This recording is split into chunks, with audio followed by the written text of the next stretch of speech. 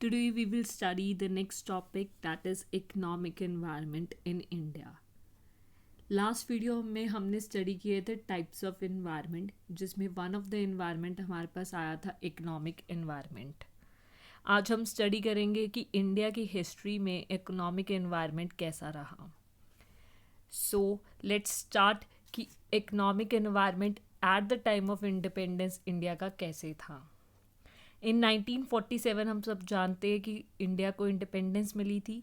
तब इंडिया के जो हालात थे बहुत अच्छे नहीं थे, इनफैक्ट अच्छे भी नहीं थे। So some of the features of economic environment at the time of independence were, Indian economy जो थी मेजरली एग्रीकल्चर सेक्टर में इंगेज थी। That means majority of the population, approximately 70% of the population was engage in the agriculture sector. Secondly mostly जो population थी 85% के approx जो population थी वो हमारी रूरल एरियाज़ में रहती थी। रूरल एरिया मीन्स गांव में रहते थे। जो प्रोडक्शन के लिए मेथड्स यूज़ किए जाते थे इंडस्ट्री में प्रोडक्ट बनाने के लिए, वो प्रोडक्ट बनाने के लिए जो मेथड्स यूज़ किए जाते थे वो आउटडेटेड मेथड्स यूज़ किए जाते थे। आउटडेटेड मेथड मीन्स पुराने तरीके से जो थे प्रोडक्ट बनाए जाते थे। ज़्यादातर लोग जो था प्रोडक्ट हैंड यूज़ करके बनाते थे अपने।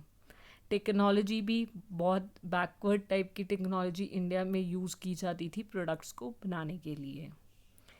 There was lack of education system, schools बहुत रेयर हुआ करते थे। इनफैक्ट लोग भी जो थे उस टाइम की जो पॉपुलेशन थी वो भी इतने इंटरेस्टेड नहीं थे कि वो अपने बच्चों को पढ़ाने के लिए भेजें। मेडिकली भी इंडिया जो था बहुत ज़्यादा वीक था। There were lack of hospitals, कोई भी फैसिलिटी प्रॉपर अवेलेबल नहीं थी डिजीज़ के ट्रीटमेंट के लिए, जिसका एंड रिज़ल्ट क्या होता था, it lead to spread of communicable disease. जो डिजीज़ थी वो from one person to another person transfer होती चली गई। सो जो इंडिया था बहुत ज़्यादा बैकवर्ड इकोनॉमी माना जाता था इन 1947।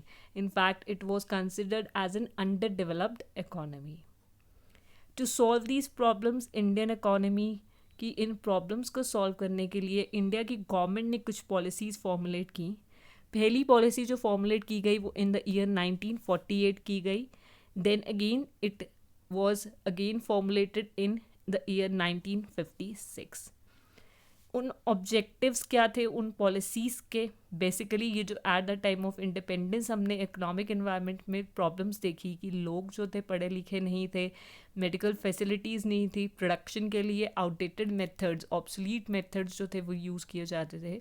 तो उन प्रॉब्लम्स को सॉल्व करने के लिए जो 1956 ऑनवर्ड्स पॉलिसीज़ बनी उनमें इंडिया की गवर्नमेंट ने क्या ऑब्जेक्टिव्स सेट किए। Let us study that objectives one by one. First is initiate करना मतलब फर्स्ट स्टेप लेना। फर्स्ट स्टेप इंडियन गवर्नमेंट ने डिसाइड किया toward the rapid economic growth, economy को रैपिडली ग्रो करना। रैपिडली मीन्स फास्टली ग्रो करना। Fastly India को वो क्यों ग्रो करना चाहते थे, बिकॉज जब इंडिया बढ़ेगा तो लोगों की इनकम बढ़ेगी, लोगों की इनकम बढ़ेगी तो लोगों का स्टैंडर्ड ऑफ लिविंग जो है वो भी बढ़ेगा। Second objective there was to reduce unemployment. जब इंडिया ग्रो करेगा तब अनएम्प्लॉयमेंट अपने आप ख़त्म हो जाएगी। कैसे? बिकॉज इंडिया का ग्रो करने के लिए प्रोडक्टिविटी जो थी वो बढ़ानी पड़ती हमें। प्रोडक्टिविटी बढ़ेगी तो ज़्यादा लोगों को काम करना पड़ेगा। We need more person for more production. ज़्यादा आउटपुट चाहिए तो ज़्यादा लोग भी रखने पड़ेंगे काम पे। उसकी वजह से क्या है, अनएम्प्लॉयमेंट ख़त्म होगी, लोगों को काम मिलेगा। Third objective Indian government is decide किया to reduce the poverty rate. Poverty rate means गरीबी कम करना, जो आज भी इंडिया का एक वन ऑफ द ऑब्जेक्टिव है। तो अनएम्प्लॉयमेंट रिड्यूस होगी तो ऑटोमेटिकली पॉवर्टी भी अपने आप कहीं ना कहीं कम होती है, बिकॉज कई लोग काम करेंगे, कमाएंगे तो कुछ ना कुछ अर्न करना स्टार्ट करेंगे तो पॉवर्टी का लेवल है जो वो भी कम हो जाएगा। So firstly main objective Indian government ने रखा कि रैपिडली फास्टली इंडिया को ग्रो करना, ताकि जो लोगों का स्टैंडर्ड ऑफ लिविंग है वो इम्प्रूव हो, अनएम्प्लॉयमेंट जो है कम हो एंड पॉवर्टी रेट जो है वो भी रिड्यूस हो। अब सेकेंड ऑब्जेक्टिव उनका था सेटअप करना स्ट्रॉन्ग इंडस्ट्रियल बेस। प्रोडक्टिविटी कैसे इंक्रीज होगी? जब इंडस्ट्रीज आएंगी।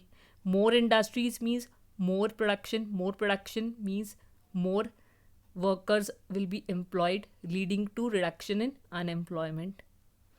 सो सेकेंड ऑब्जेक्टिव जो था उनका main second objective, second point जो हमारा है, that is setting up strong industrial base. India में इंडस्ट्रीज ज़्यादा से ज़्यादा सेटअप करना उनका मेन ऑब्जेक्टिव बन गया।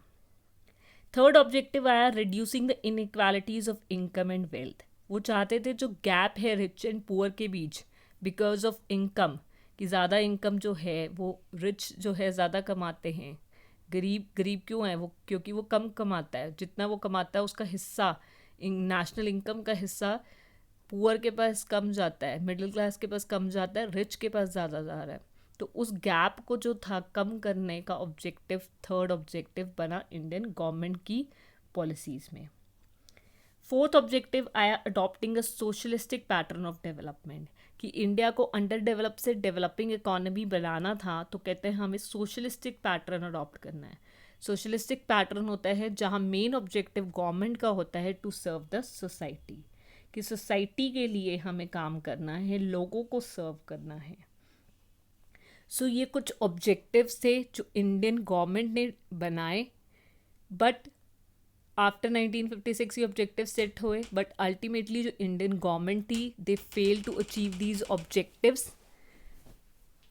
ये ऑब्जेक्टिव्स वो अचीव नहीं कर पाए। अल्टीमेटली इतना बुरा हाल हो गया था कि इंडिया जो डेफिसिट में चला गया था, उन्हें अपने एसेट्स तक सेल करने पड़ गए थे अपने लोन्स चुकाने के लिए। सो फाइनली इंडिया ने 1991 में अगेन पॉलिसीज़ बनाई, कुछ रिफॉर्म्स बनाए जिन्हें हम बोलते हैं न्यू इकोनॉमिक पॉलिसी 1991 और द इकोनॉमिक रिफॉर्म्स। इस रिफॉर्म्स के आने के बाद इंडिया जो था अंडर डेवलपमेंट से, अंडर डेवलपिंग इकोनॉमी से डेवलपिंग इकोनॉमी की तरफ मूव करने लग पड़ा। सो क्या स्टेप्स लिए गए? What are the features of new economic policy 1991 और द इकोनॉमिक रिफॉर्म्स कह लो, फीचर्स कैरेक्टरिस्टिक्स कह लो, क्या थे इस इकोनॉमिक पॉलिसी 1991 के? Let us study one by one. First step जो इस इकोनॉमिक पॉलिसी 1991 के तहत उन्होंने लिया, that was abolition of industrial licence. Abolition मतलब ख़त्म कर दिया गया इंडस्ट्री के लिए लाइसेंस लेना। बिफोर 1991 क्या होता था, अगर किसी को भी इंडस्ट्री सेटअप करनी थी किसी भी आम आदमी को, तो उसे गवर्नमेंट से परमिशन लेनी पड़ती थी।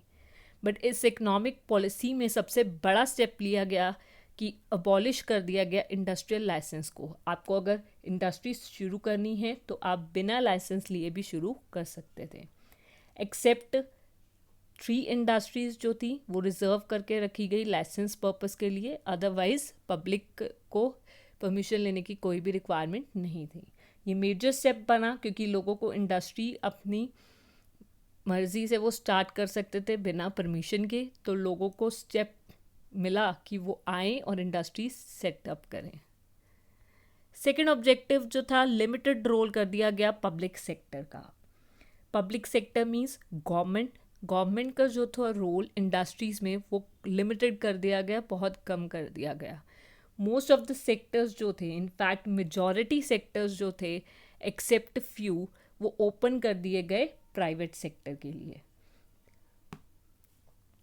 Third step taken was liberalisation of the foreign investment. Foreigners को कहा गया कि आप इंडिया में पैसा लगाओ। फॉरेनर्स को छूट दे दी गई कि जो बड़ी इंडस्ट्रीज थी, लार्ज टाइप ऑफ इंडस्ट्रीज थी, उसमें वो इन्वेस्ट कर सकते थे अप टू 50% ऑफ कैपिटल। 50% जो पैसा था बड़ी इंडस्ट्रीज़ में वो फॉरेनर्स लगा सकते थे। एंड कुछ स्पेसिफिक सेक्टर्स ऐसे थे जिसमें 100% ऑफ द कैपिटल जो थी वो फॉरेनर्स द्वारा इन्वेस्ट की जा सकती थी। सो ये एक मेजर पॉइंट था, बिकॉज इंडिया को फाइनेंस की ज़रूरत थी, तो फाइनेंस के लिए पैसा जो था फॉरेनर्स से रिक्वेस्ट किया गया कि आप इंडिया में लगाओ, एंड इसलिए जो लिमिट रखी गई थी वो इंक्रीज़ कर दी गई। they were allowed to invest to such high percentage of 50 and 100. Next step Indian government ने जो दिया that was setup of FIPB. FIPB stand for foreign investment promotion board.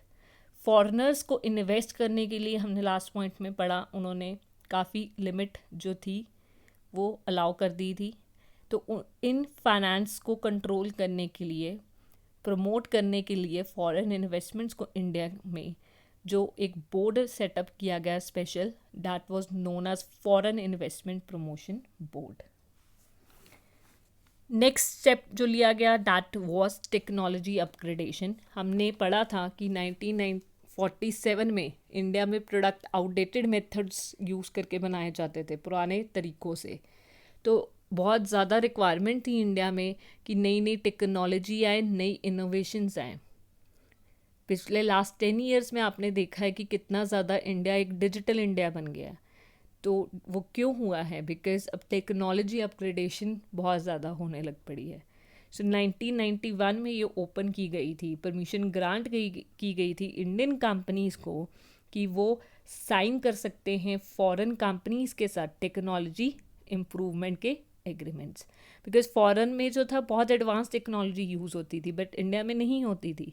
तो उन्हें परमिशन दे दी गई कि वो फॉरेनर्स के साथ टेक्नोलॉजी इम्प्रूव करने के एग्रीमेंट साइन कर सकते हैं, उनसे टेक्नोलॉजी ख़रीद सकते हैं या उनको कह सकते हैं कि वो अपनी टेक्नोलॉजी जो है इंडिया के साथ शेयर करें. तो ऑटोमेटिक परमिशन जो थी वो इस पॉइंट के अंडर ग्रांट कर दी गई. अदर कुछ हमारे पास इस पॉलिसी के पॉइंट्स भी आते हैं. नेक्स्ट एक आता है इंसेंटिव दिए गए स्मॉल सेक्टर्स को. स्मॉल सेल सेक्टर्स को इंसेंटिव दिए गए, बेनिफिट्स दिए गए गवर्नमेंट के द्वारा टू इनकरेज देम कि वो अपनी प्रोडक्टिविटी को इम्प्रूव करें, अपनी प्रोडक्टिविटी को इंक्रीज़ करें. फॉरेन ट्रेड जो था वो लिबरलाइज कर दिया गया.